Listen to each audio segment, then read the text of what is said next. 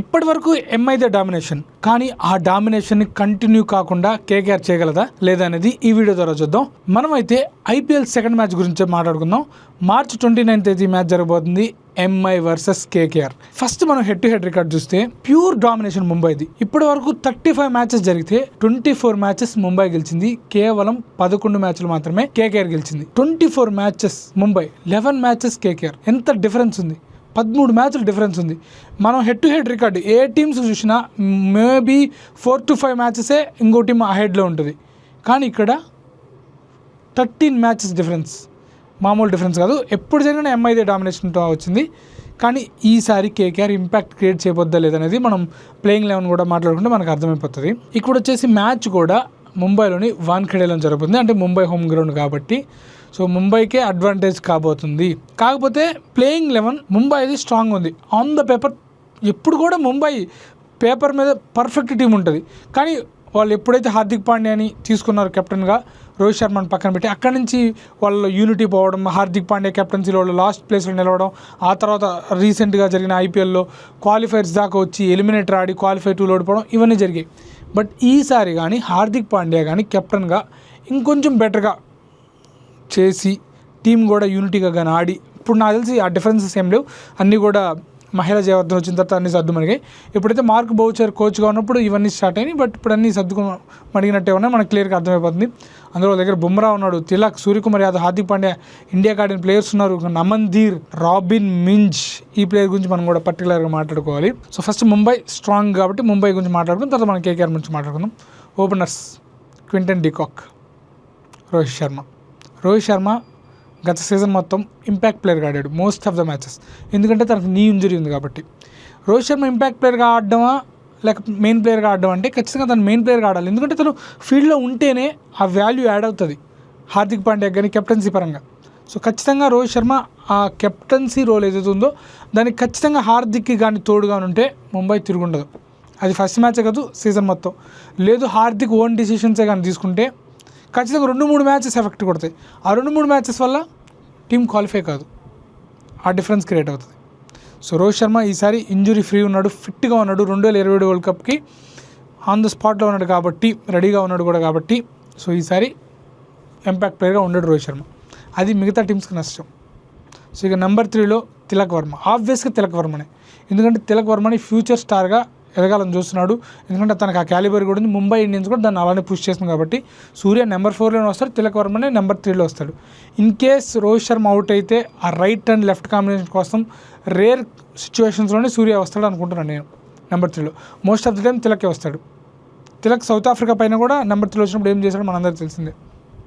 So number 3లో Tilak, number 4లో సూర్య, number 5లో Hardik Pandya, number 6 ఇది interesting, రుదర్ఫర్డ్, will jacks. రుదర్ఫర్డ్ అగ్రెసివ్గా ఆడాడు, T20 వరల్డ్ కప్ ఫామ్లో ఉన్నాడు. విల్ జాక్స్ ఇంతకు మించిన ఫామ్లో ఉన్నాడు. ఏదైతే తను టాప్ ఆర్డర్లో వచ్చేవాడు ఇంతకుముందు ఇంగ్లాండ్కి కానీ ఆర్సీబీకి కానీ ఇప్పుడు తను ఫినిషర్గా వచ్చి ఇంగ్లాండ్కి T20 వరల్డ్ కప్లో అద్భుతమైన ఇన్నింగ్స్ ఆడాడు, మెయిన్గా బౌలింగ్తో కూడా ఆకట్టుకున్నాడు.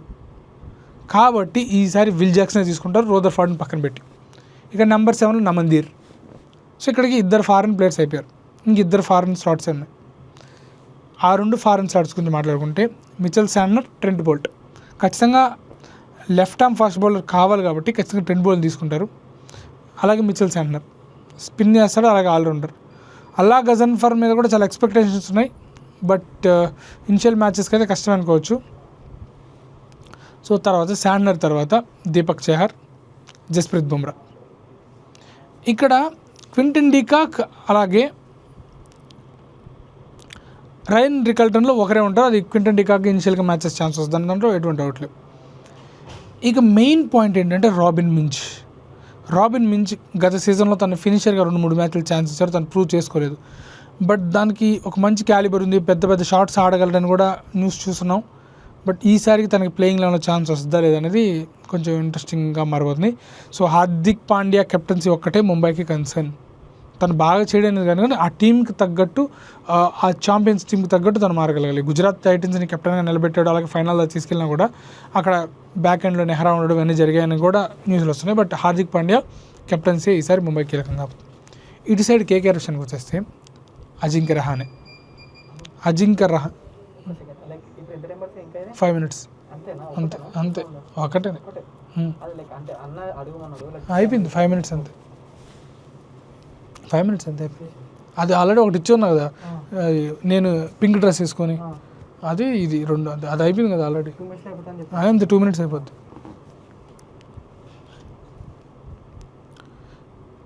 ఇక మనం కోల్కతా నైట్ రైడర్స్ విషయానికి వచ్చేస్తే అజింక్య రహానే 2025 సీజన్లో టాప్ ఆర్డర్ వచ్చాడు. నెంబర్ 3లో నెంబర్ 4లో most of the time number 3లో వచ్చాడు.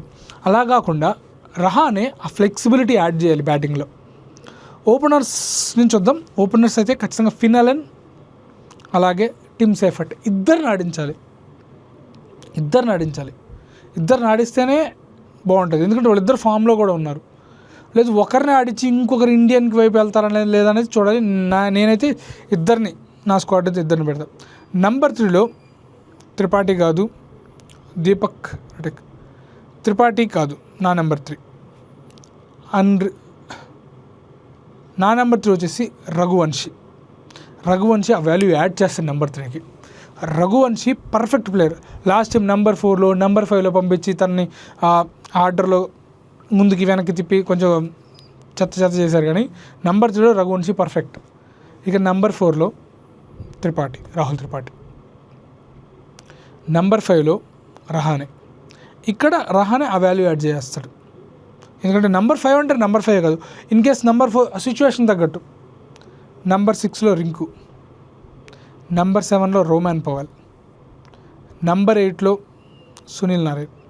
ఇప్పుడు ఒక పర్ఫెక్ట్ ఆర్డర్ వచ్చింది కదా. ఎవరో మిస్ అయ్యారని అనిపించలేదు మీకు? క్యామరన్ గ్రీన్, రోమాన్ పవల్ని పక్కన పెట్టి క్యామరన్ గ్రీన్ తీసుకోవాలి, అలాగే సునీల్ నారాయణ్. సో నా ఫారెన్ స్లాట్స్ వచ్చేసి కేకేఆర్కి Seifert, Finn Allen, Cameron Green, Sunil Narine. వీళ్ళ నలుగురిలో ఇద్దరు ఆల్రౌండర్స్, నారాయణ్, క్యామరన్ గ్రీన్, ఇద్దరు వికెట్ కీపర్స్. సో సైఫర్ట్ అలెన్కి ఛాన్స్ ఇస్తే ఇనిషియల్గా ఫస్ట్ 4 మ్యాచ్లు వర్కౌట్ అయితే ఖచ్చితంగా మంచి స్టార్ట్స్ వచ్చేస్తాయి. లేదా ఒకరు ఫెయిల్ అయ్యేటట్టు మటుకు ఆ ఒక ఫెయిల్ అయిన ప్లేయర్ని పక్కన పెట్టేయచ్చు. ఇక బౌలింగ్ విషయానికి వచ్చేస్తే వైభవ్ అరోరా, కార్తిక్ త్యాగి, వరుణ్ చక్రవర్తి. మహిషా పతిరానా కానీ ఫిట్ అయితే సైఫర్ట్ని కానీ ఫిన్నెల్ని కానీ ఒకరిని ఆపాలి, లేదంటే వాళ్ళిద్దరితోనే వెళ్ళిపోతే సరిపోతుంది. అప్పుడు వాళ్ళకి తోడుగా ఇంకొక ఇండియన్ ప్లేయర్ని పంపించుకుంటే సరిపోతుంది. సో ఇది గైస్ సెకండ్ మ్యాచ్ గురించి నా ఒపీనియన్. నేనైతే ఆబ్వియస్గా ముంబై గెలుస్తుంది అనుకుంటున్నా. ఎందుకంటే కేకేఆర్కి సెట్ అవ్వాలి. ఫస్ట్ 2-3 మ్యాచ్లు కేకేఆర్ అర్థమైపోతుంది. ఫస్ట్ 2-3 మ్యాచ్లను కేకేఆర్ కానీ బాగా ఆడితేనే కేకేఆర్ ఈసారి క్వాలిఫై అవుద్ది, లేకంటే వాళ్ళు కష్టమే. 2-3 మ్యాచ్లను కేకేఆర్ సిచ్యువేషన్ తెలిపోద్ది. ఫస్ట్ 2-3 మ్యాచ్ కానీ కేకేఆర్ గెలిచిందా ఈసారి వాళ్ళు క్వాలిఫై అయిపోతారు. సో ఇది నా అనాలిసిస్ అనుకోవచ్చు, నా ఒపీనియన్ అనుకోవచ్చు. సో మీరేంటి, ఎవరు గెలుస్తారు అనుకున్నారు అనేది కామెంట్లో తెలియజేయండి. మరొక మంచి వీడియోకి వద్దాం. అంతవరకు ఉంటాను. Bye, thanks.